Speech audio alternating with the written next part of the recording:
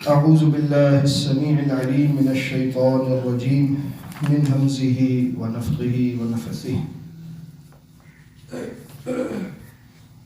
صراط الذين أنعمت عليهم غير المغضوب عليهم ولا الضالين آمین۔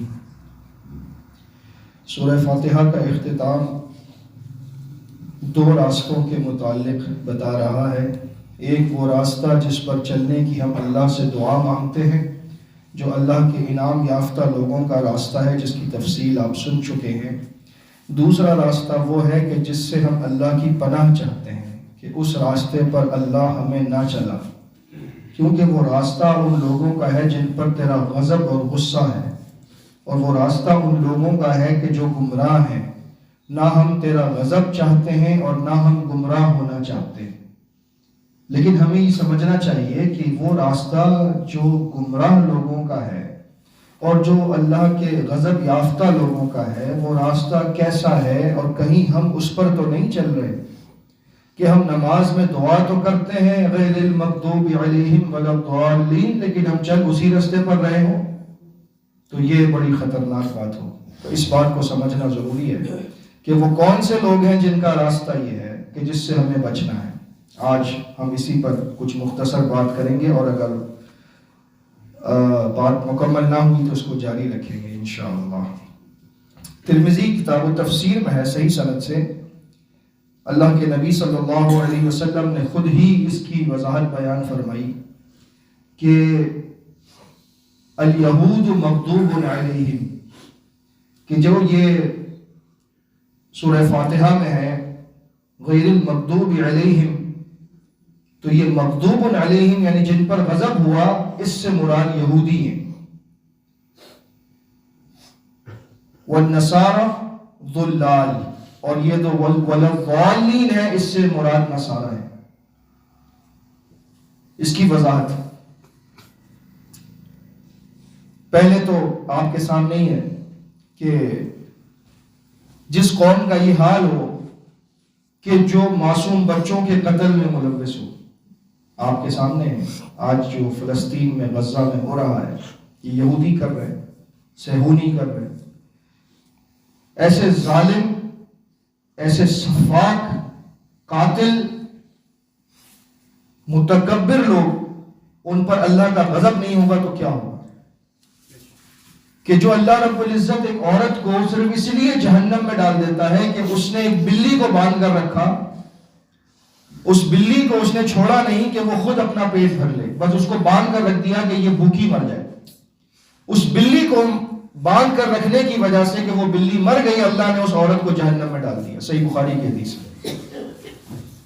تو اللہ تعالیٰ کا غضب جو ہے، جب آپ کسی پر ظلم کرتے ہیں تو اس کا غضب بڑا شدید ہوتا ہے۔ تو یہ تو ایک بلی کے ساتھ کرنے پر اللہ رب العزت کا غضب تھا، تو سوچئے کہ جو معصوم بچوں کے قاتل ہوں ان کے ساتھ اللہ کا غضب کیسا ہوگا؟ تو یقیناً یہ مغضوب علیہم ہے، یقیناً۔ لیکن ہمیں اس راستے سے بچنا ہے۔ کہیں ہم بھی تو ایسے نہیں کہ ہم لوگوں پر ظلم کرتے ہوں، جہاں ہمارا بس چلتا ہو وہاں پر ہم کر جاتے ہوں، کیونکہ ہمارے معاشرے میں بھی قتل ہو رہے ہیں، ہمارے معاشرے میں بھی لوگوں کے ساتھ ظلم ہو رہا ہے۔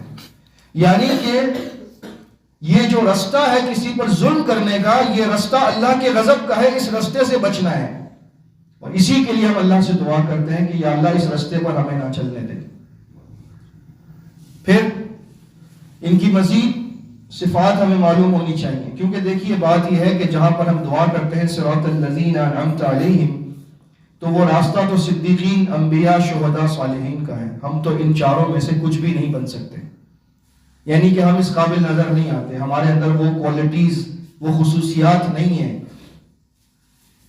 لیکن پھر بھی ہم دعا کرتے ہیں، کوشش تو کرتے ہیں نا کہ اس راستے پر چل سکیں۔ اللہ ہمیں صالحین میں سے کر دے، اللہ ہمیں شہداء میں سے، صدیقین میں سے کر دے۔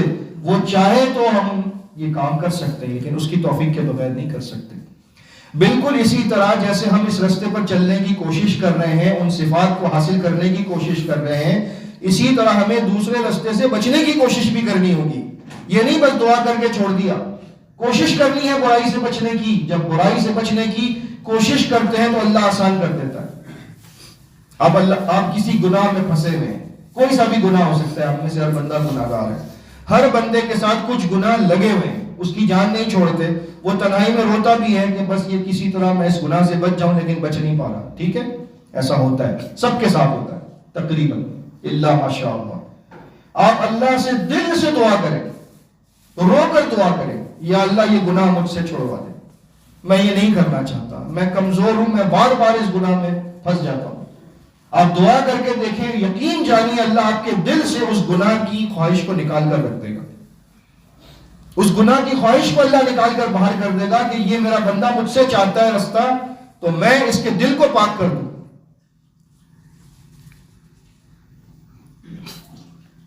یہودی بڑے ظالم تھے، بڑے ہی ظالم ہیں آج بھی.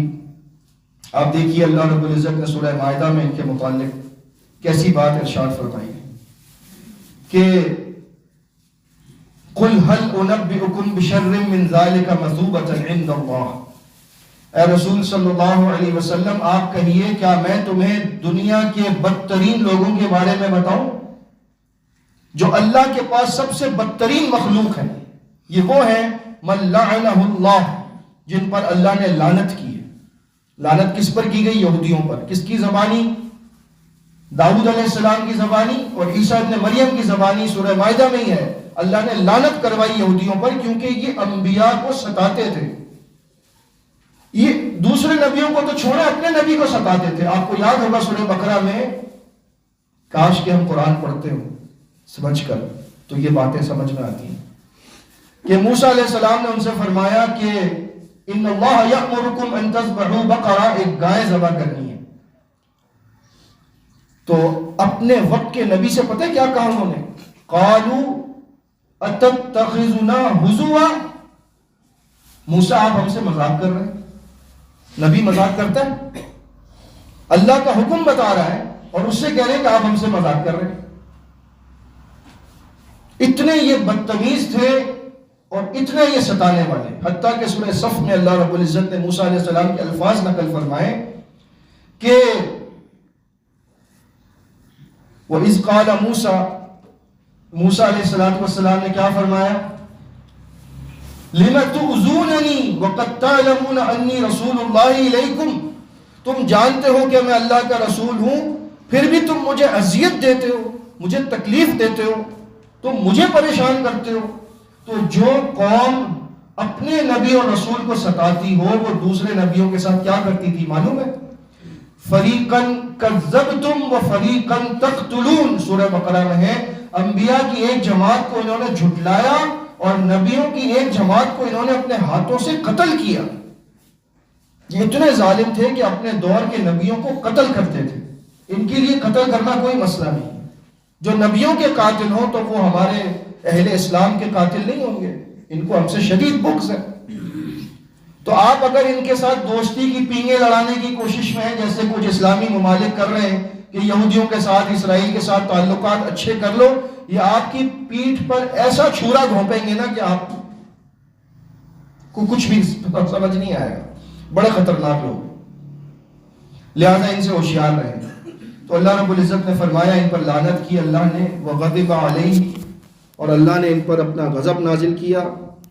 وجعل منهم القردة والخنازير وعبد الطاغوت، اور ان میں سے اللہ نے کچھ کو ذلیل و خوار بندر بنا دیا ان کی نافرمانیوں کی وجہ سے، خنزیر سور بنا دیا ان کی نافرمانیوں کی وجہ سے، اور طاغوت کے بندے بنا دیا، یعنی کہ یہ شیطان کی پوجا میں لگ گئے. اولئک شر مکانا، یہ سب سے بدترین ہے ٹھکانے کے لحاظ سے. وَأَضَلُّ عَنْ سَوَاءِ السَّبِيلِ، اور رستے سے بالکل بھٹک چکے ہیں، صراط مستقیم سے بہت دور جا چکے ہیں. یہ جو معاملہ ہے، اللہ نے ان کو بندر اور خنزیر بنا دیا، یہ ہمارے لیے اس میں بڑا سبق ہے. اس پر کچھ ہم بات کریں گے انشاءاللہ. اور یہ کیوں بنائے گئے بندر اور خنزیر، ایسا انہوں نے کیا کیا تھا؟ کیا ہم بھی تو وہی کام نہیں کر رہے؟ اس پر ہم بات کریں گے انشاءاللہ تعالی. اللہ رب العزت ہمیں ان گمراہ اور ظالم اور غضب شدہ لوگوں کے راستے سے محفوظ رکھے. آمین.